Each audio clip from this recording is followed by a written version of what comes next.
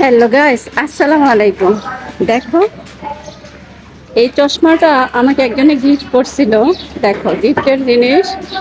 আজকে প্রায় করোনা গেছে কয় বছর হয়েছে?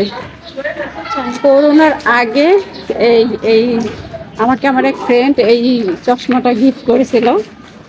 তো চশমাটার কিন্তু আমি অনেক যত্ন করে রেখে দিয়েছিলাম। এটা প্রায় 4-5 বছর হয়ে গেছে। দেখো, এখনো চশমাটা কত সুন্দর না?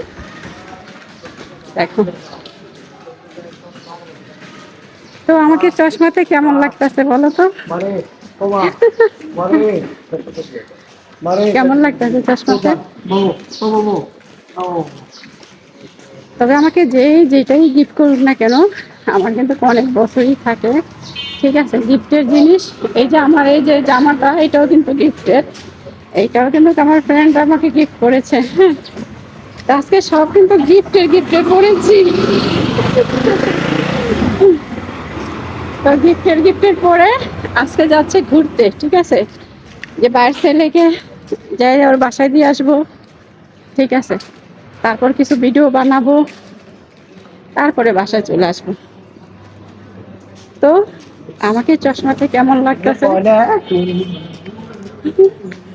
দেখো, সব জায়গায় নিরিবিলি।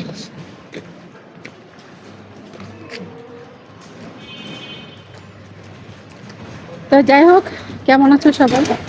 আশা করি সবাই ভালো আছো, আর ভালো থাকো সবসময়, ওইটাই কামনা করি। আর যারাই বাড়ি থেকে আসবা অবশ্যই সাবধানে আসবা, কারণ এই দুর্ঘটনা হইতে তার সময় লাগে না। ঠিক আছে, অনেক রোদ, বিকাল হয়ে গেছে, তারপর কিন্তু রোদ। এখন একটু ছাওয়ার জায়গায় এসে বসছি। আর আমাদের এলাকা এটা দেখো, আমি যে এলাকায় থাকি ওই এলাকা। দেখো আমাদের এলাকাটা কত সুন্দর না? দেখো, এটা হলো আমাদের এলাকা। আমি এখন যাচ্ছি বাইরে, এই যে আমার ছেলেকে দিয়ে আসতে ওর বাবার বাসায়।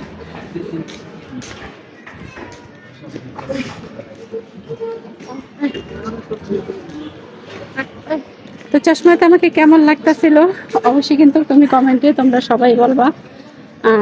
আসলে চশমা পরলে আমার কাছে কেমন কেমন জানি মনে হয়, মানে মোটা মোটা। আর আমি তো চশমা পরতে পারি না। তো যাই হোক, আমাকে যেহেতু আমার ফ্রেন্ড দিয়েছে, আমাকে এটা গিফট করছে। ঠিক আছে, এইটা আমি যতদিন বাইচা থাকবো চেষ্টা করবো ততদিন রেখে দিতে, কারণ গিফটের জিনিস তো। 1 টাকার জিনিস হলো গিফট, ঠিক আছে? 500 টাকার জিনিস হলো গিফট। গিফট তো গিফট। অনেকে দেখা যায় পছন্দ না হইলে ওইটা সাথে সাথে মানে এটাকে নষ্ট করে ফেলে, কিন্তু আমার কাছে তা না। আমার কাছে হলো এটাকে আমি স্বপ্ন করে রাখবো, 1 টাকার হোক আর 5 টাকার হোক। ঠিক আছে,